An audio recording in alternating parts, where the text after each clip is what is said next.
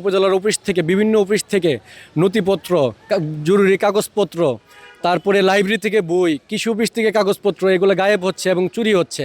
আসলেই কি এটা চুরি নাকি অন্য কিছু, এটা প্রশাসনের দৃষ্টি আকর্ষণ করছি এবং আমি জেলা প্রশাসকের দৃষ্টি আকর্ষণ করছি এবং আপনাদের সাংবাদিক কর্মী যারা আছেন আপনাদের প্রতি আমাদের আহ্বান যে আপনারা এটা আসলে খুঁটিয়ে দেখুন এর পেছনে রহস্য কি বা এর পেছনে কারা কলকারি নাড়ছে।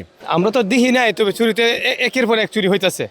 সুতরাং এই সমস্ত পয়েন্টের জায়গার নিয়ে যদি চুরি হয়, তো বাকি মানুষগুলা তো নিরাপদে নাই, এই উপজেলা নিরাপদে নাই। ধারাবাহিকভাবে মানে চোর যাতে কোনোভাবে থামতেছে না, ধারাবাহিকভাবে চুরি হচ্ছে।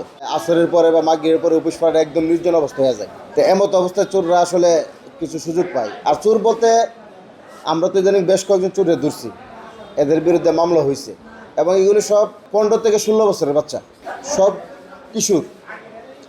আর এটার মূল উদ্দেশ্য হলো যে নেশাগ্রস্ত, যে এরা সবাই নেশায় আসক্ত। এটা খুব দুঃখজনক। উপজেলার একটা সুরক্ষিত জায়গায় যদি চুরি হওয়া, আরও 3টা দপ্তরে চুরি হয়েছে অল্প কয়েকদিনের ভিতরে।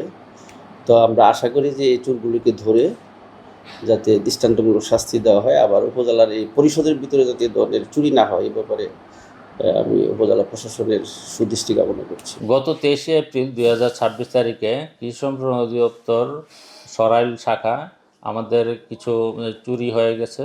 সেখানে কিছু মালামাল ছিল।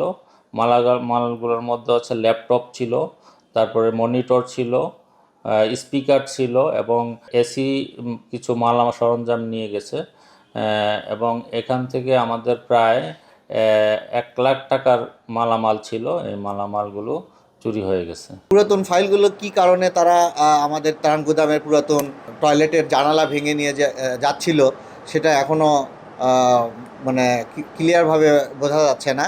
তদন্ত সাপেক্ষে আইনি প্রক্রিয়ার মাধ্যমে পুলিশ প্রশাসন এটি ব্যবস্থা নেবেন। মাত্র তো জয়েন করলাম, তবে আমরা ইনশাল্লাহ যেই বিষয়গুলো নিয়ে আপনারা যেগুলো বলেছেন যে আসলে চুরির, আমরা বিষয়টা নিয়ে কনসার্ন। ইনশাল্লাহ আমরা এটা সম্পর্কে ব্যবস্থা নিব এবং যারাই দোষী তাদেরকে আমরা অতি শীঘ্রই ধরার জন্য যা ব্যবস্থা দরকার, আইনানুগ ব্যবস্থা, সেটা আমরা ইনশাল্লাহ পালন করব এবং করব।